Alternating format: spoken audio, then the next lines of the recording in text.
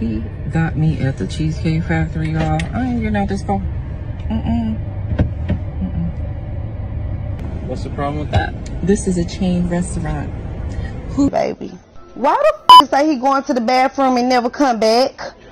The fuck? Literally, are the girls serious right now? Spend it, baby, spend it. Shopping spree, Chanel, please. I'm just gonna say it right now because it was like, Chanel, Chanel, Chanel, you gotta talk about it. 40 acres and a mule, or 48 oysters and a mule. 48 oysters and a mule. Like, no, for real. And then it's like, oh, the Cheesecake Factory, Cheesecake Factory. I ain't never seen Cheesecake Factory that many times in my life. The way that people kept talking about the Cheesecake Factory, Cheesecake Factory. So before I start, don't forget to like, comment, subscribe, hit the notification, blah, blah, blah. Okay, so let me address some things. I don't like to really talk down or talk bad on Black people that happen to be women at the same time. So we could easily say that I don't like to talk bad about Black women. I really don't. I don't care. Like, I don't like to say negative things about Black women. So I just want to put that out there. And then also, my opinions on things never are on the side of men. I'm just letting you guys know that right now. If I see a whole bunch, I don't care what it is. If men are siding with it, you are on the wrong side. I don't know how many times I have to warn y'all. You have been fooled. You have been bamboozled. You've been bamboozled and snagged and hacked. Because if men are saying these things, then yeah, you're on the wrong side. Now, is it a coincidence that 48 oysters and a mule and Cheesecake Shawty came out at the same exact time and went viral at the same time? No, but I don't feel like, okay, so I had somebody DM me on Instagram was like, oh, they're making Black women look bad. Nobody can make Black women look bad because people already have this made up notion in their head on what Black women is, where Black women go. I don't know why people think we can just turn the leaf and all of a sudden people are just gonna think so highly of Black women.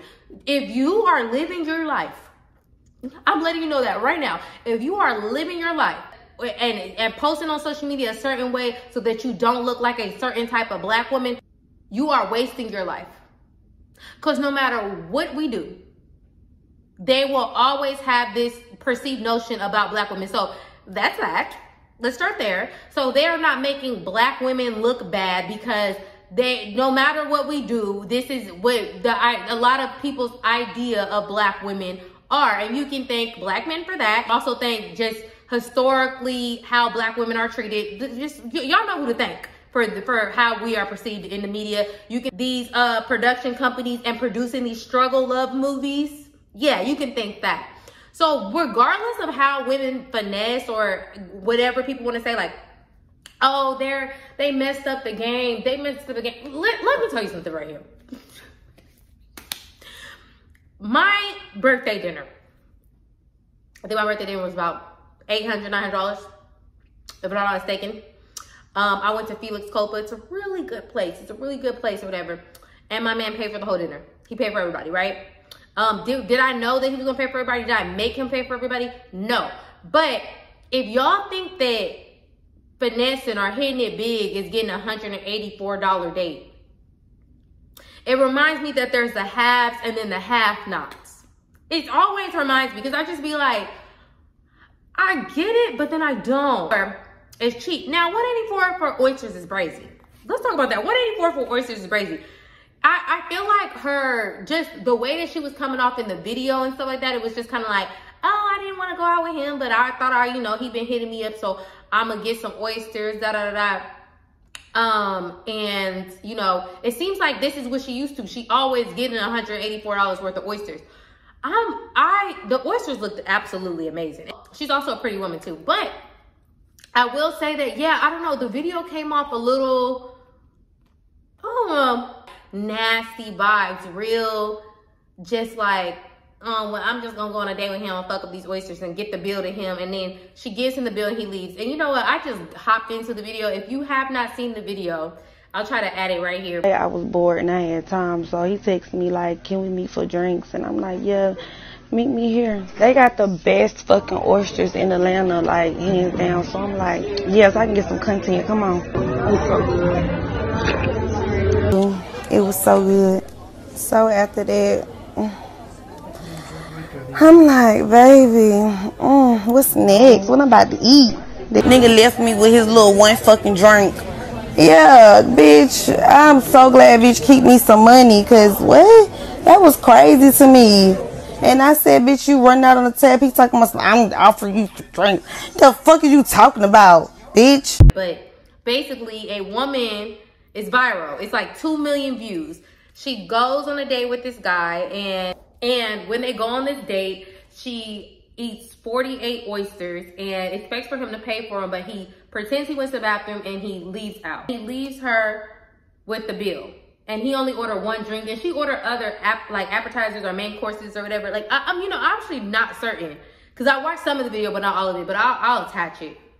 So, regardless of the fact, everybody's in an uproar. I just feel like the type of men that are in the comments saying things like, "This is why I don't take women on dates," they would not even take you to Cane's. They would not even take you to Burger King. So, if you are on any side but the side. But like, I mean, I get it. I know people are gonna be like, Chanel, right is right, wrong is wrong. If I see minimum wage men in the comments arguing about, oh, this is why I don't want to get scammed. This is why, first off, you don't have $184 in your account. So you never have to, even if you decided to pay that check, the check would bounce. The card would decline. So it just, let's stop. Let's stop putting yourself in shoes of stuff that if it happened to you, you wouldn't have the money to pay for it anyway.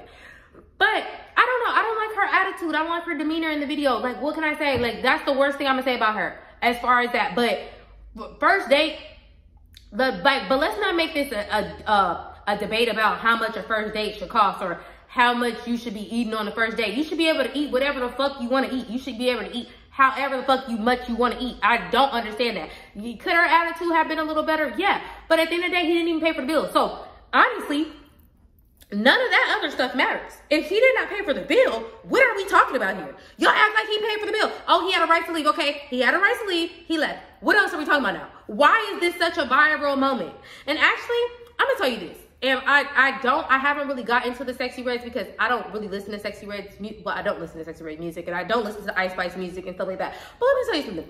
If there's going to be a hood ghetto ass bitch being herself and going viral off of eating some motherfucking oysters, then may the church say amen, because I'm tired of people cosplaying as black women, getting millions of views, when we should be the ones going ahead and cashing out the Google AdSense and cashing out that money for being our motherfucking selves, okay? So if that video of her is going to have her starting doing reviews and people are calling her and saying, hey, come to my restaurant and eat 92 oysters, then that's what she's gonna have to motherfucking do, and that's what she should do, okay? So if I ever see somebody, same thing with, and that came up with Sexy Red, same thing with, oh, she makes black women look bad. I already told y'all what I think about black women looking bad.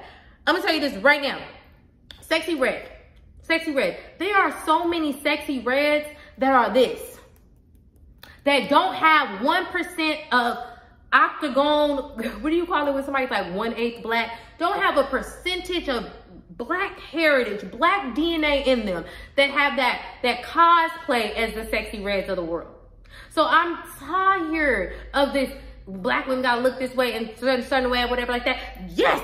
If you want, 100%, I'm going to tell that narrative, look, if you want this type of man, you're going to have to dress like this. You're going to have to look like this. Your hair probably going to have to be like that. Of course, to scam them, to get money out of them. But everyday life, no. You don't have to be somebody that you don't want to be just because people are going to be like, oh, well, black women are, blah, blah, blah. They're going to say it anyway. She could have went to the date, ate the oysters, enjoyed the oysters. He could have had about 2 or 3 oysters. The bill could have came out $184. They're men and they just happen to be black, would be in the comments, and they would literally be saying, oh, well, who would take a woman out to eat $184 worth of oysters? Why she, They would have still complained whether it ended that way or not. So, moving on, Cheesecake Lady. Now, I typically see a lot of people comment like, oh, y'all doing sprinkle and y'all taking it too far, and they're talking about Shira, and it's so funny to me because like y'all took two seconds of this woman, viral clips of this woman saying certain things, and everybody's like, oh, well, she's teaching women wrong. These women are grown. Let's start there. These women are grown. So the cheesecake lady, she is a grown-ass woman, okay? So if she doesn't understand context and nuance, and if she doesn't understand deeper meaning and not just the surface level of getting a quote-unquote bag, then that's on them. And that's on the people from the outside looking in, because everything looks like a finesse to poor people. Everything looks like a finesse to poor people. You could literally be at the gas station and the man give you $60 for gas, and everybody would think it's oh, you finessed him. That is not a finesse. That is basic life for people that look like me. I'm sorry, but that is basic as fuck. One of my favorite generous guys that was in my life, but no longer is in my life anymore. I remember telling him this story about like this guy that thought that he was getting, that didn't want to buy this, these sunglasses for this girl, and the sunglasses was like $200. And he was like, oh, he not a trick. And my generous friend, he was like, how is $200 tricking? He was like, $500 ain't even tricking. See, it's levels. It's levels to this. Like, it's levels to why everybody think everything is a trick, everything is a finesse. If you are sitting here thinking that women who have standards and who want to go on specific dates at specific times in specific 5-star restaurants, if you think that this is why the world is a horrible place, because this is why the dating pool is a horrible place, because women want some motherfucking want better dates. You think that meanwhile we got billionaires hoarding motherfucking money, right? Meanwhile we got motherfucking corporations paying people $2 an hour, but you think me getting a $200 steak and Mastro's is ruining the world? I literally, there needs to be a case study on these sickos, because they're sick. They're sick. Y'all, I haven't been on here in forever, and it's like so much that I have to say, because I was getting so irritated me and said this, like, Chanel, you need to tell these women they're messing up the game. What game? They're not even in the game. They're not even on the sidelines. They're not even on the court. These are just regular things. I'm serious. This is just real regular. If you want to see women actually getting spoiled, and not, go to Patreon. Go to Patreon, because you'll see shit on there and you'll be like, wait. Is this a different universe? Yeah, go to Patreon. Starts at $5. Did my bracelet break? Well, I'm talking shit about money. My shit done broke. Oh, let's see. Put that in there. Okay. I can't confirm or deny if these are skits. I don't think people even know how to like tell the difference between skits and reality, because honestly, everything is like a moral dispute. Everything is like that now. You know, everything is meant to go viral or whatever. Do I think that she was, if this is a real situation, hypothetical situation, and she took an hour to get, I think it was fake. I think it was fake just because the explanation, the video talking about, oh, don't you, it was very corny. It was very cringe. But she was like, I know I was an hour late, but I'm not getting out to go to the Cheesecake Factory. Me and my man, my current boyfriend right now, and keep in mind, it's a lot of things that he's done for me, but like, we'll talk about this later, but he actually just put me on a third in life insurance policy of his. And our first day was at the Cheesecake Factory. Now, context is important. Context and nuance is important. Before we even went on a date, before I even FaceTimed this man, I never even seen him face to face. He was already sending me money for things. He was already giving me money for things. This is before we even went on our official first date. So I was comfortable going to the Cheesecake Factory. Let me stop. I'm not about to put on a show for y'all, because I love the Cheesecake Factory. This is the truth. I love the fucking Cheesecake Factory. I have been told that they are low quality food and that they microwave their food, frozen food, blah, blah, blah, blah, blah, blah, blah, blah.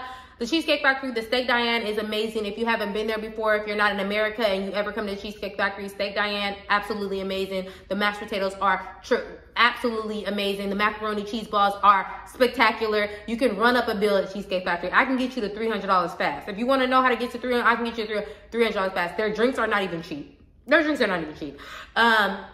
I do like their drinks. I also like the artichoke. It's the crab artichoke dip. Amazing. They also used to have these steak egg roll kind of thingies or whatever.